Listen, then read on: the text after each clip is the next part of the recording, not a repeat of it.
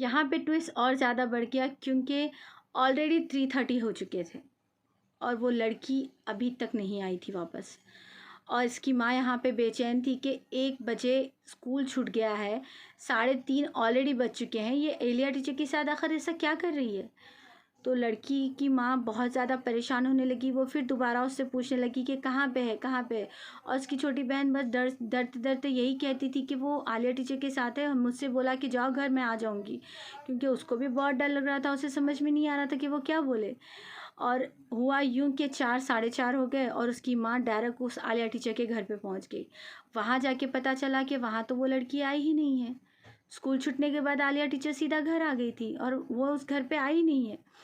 जब वो हैबत से घर पे आती है, उसकी छोटी बेटी से पूछती है कि तुम्हारी बाजी कहाँ है, तुमने तो कहा था कि आलिया टीचर के घर पे है, तुमने छोड़ा था आलिया टीचर के घर पे। तो वो कहती है कि मैंने छोड़ा तो नहीं था, बस उन्होंने बोला कि छोटी बेटी कहती है कि मैंने छोड़ा तो नहीं था, लेकिन बाजी से मैंने पूछा तो बाजी ने बोला कि तुम घर चले जाओ, मैं आ जाऊँगी। तो मैं घर आ गई हूँ, मुझे नहीं पता आलिया टीचर के घर पे वो गई, सो मैंने तो नहीं देखा था, बस उन्होंने जो बोला मैंने आपको बोल दिया। तो यहाँ पे सारे लोग बहुत परेशान हो रहे थे कि पता नहीं कहाँ है, कहाँ है। 5 बज जाते हैं दिन के, तब वो लड़की वापस आती है, बहुत ही ज़्यादा डरी हुई, हैबत खाई हुई। उसे कुछ समझ नहीं आ रहा था, एकदम से चुपचाप। जैसे ही वो घर आती है, उसकी माँ उस पे इतना ज़्यादा चिल्लाती है, इतना ज़्यादा उसे डांटती है, गुस्सा करती है, उसे मारती है, इतनी इतनी बुरी तरीके से उसे मारती है कि उसका होंठ फट जाता है, होंठ से उसके खून निकलने लगता है। वो बहुत ज़्यादा रोती है और रोते रोते रोते एक कोने में बैठ जाती है।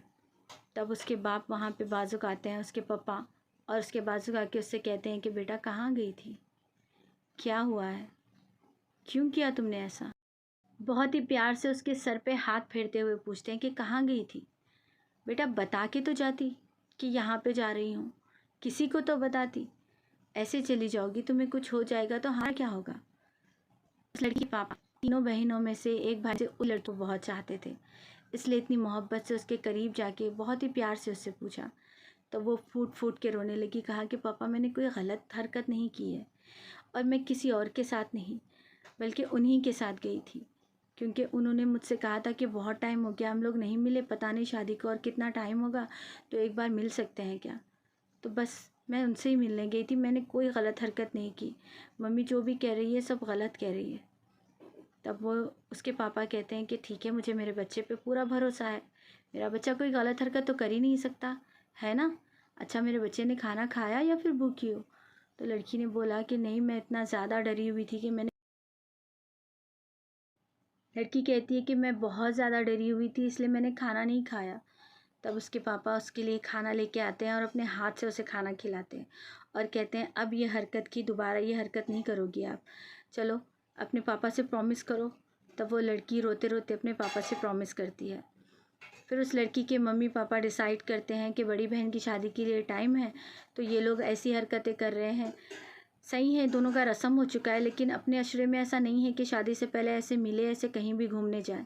अगर किसी की नज़र में पड़ जाएंगे तो बदनामगी होगी। तो लिहाजा हम एक काम करते हैं कि उसकी शादी को टाइम है ना, तो उनके ससुराल वालों से बात कर लेते हैं, अगर वहाँ वो लोग टाइम दे रहे हैं और तो हम पहले ही इसकी शादी कर देंगे, फिर बाद में उसकी कर देंगे, रस्म तो ऑलरेडी हो चुका है।